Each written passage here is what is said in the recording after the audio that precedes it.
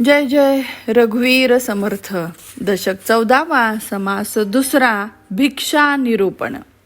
श्री गुरुभ्यो नमः. ब्राह्मणांचा आचार मुख्य म्हणजे त्यांनी भिक्षा मागायलाच हवी.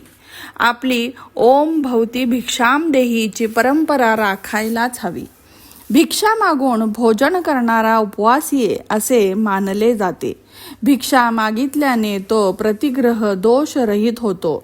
चांगल्या वाईट लोकांकडून कोरान्न मागून जेवणारा नित्य अमृतच सेवन करतो.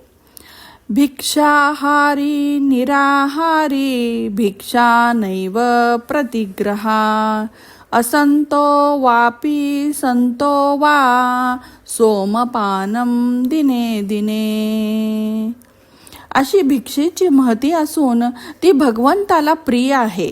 अपार महिमा असणारा महादेवही भिक्षा मागतो. दत्त, गोरक्ष इत्यादी सिद्ध पुरुषही लोकात भिक्षा मागतात. भिक्षेला इतके महत्त्व का? तर भिक्षेमुळे वैराग्य उजळते.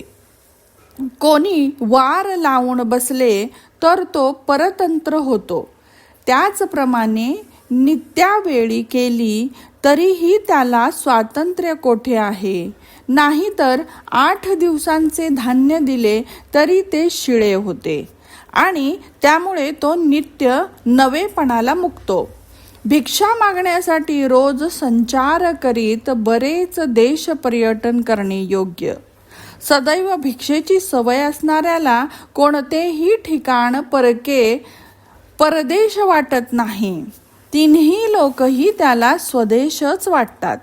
भिक्षा मागत असताना किरकिर करू नये. भिक्षा मागायला लाजू नये आणि भिक्षा मागणे हे परिश्रमाचे आहे असेही मानू नये. निरायासाने फिरत राहावे. भिक्षेत चमत्कार आणि भगवंताचे कीर्तन व वर्णन या 3 गोष्टी असल्या की सर्वजण थक्क होतात. एवढेच नव्हे तर भिक्षा म्हणजे सदैव फल देणारी कामधेनूच असून ती काही सामान्य नव्हे. भिक्षेला तुच्छ मानणारा योगी नसून दरिद्री जोगीच आहे. असो, भिक्षेमुळे ओळख होते, भ्रम दूर होतात. त्याशिवाय सर्वजण साध्या भिक्षेला मान्यता देतात. भिक्षा म्हणजे कोणाचीही भीती नसलेली स्थिती होय. भिक्षेमुळे गुरुत्व ऊर्जित होते व मुळात स्वतंत्र जीव व ईश्वर प्राप्ती होते.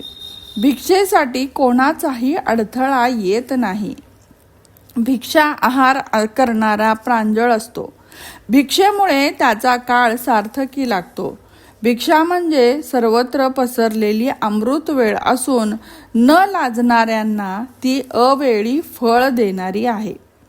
अनेक देशात संचार केला तरी उपासमार होत नाही आणि कोणत्याही ठिकाणी तो लोकांना जड वाटत नाही.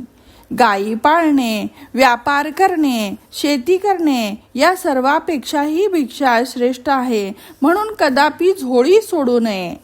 भिक्षे इतके वैराग्य दुसरे नाही आणि वैराग्यापेक्षा अधिक भाग्य नाही.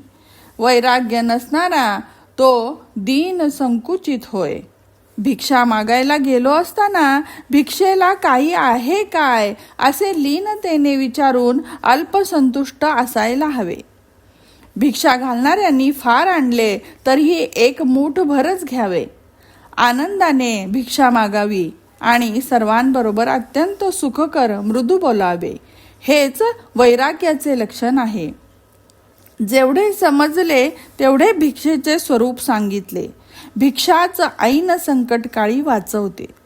इति श्री दासबोधे गुरुशिष्य संवादे 14 दशके भिक्षा निरूपणम नाम 2 समासः समाप्तः. जय जय रघुवीर समर्थ.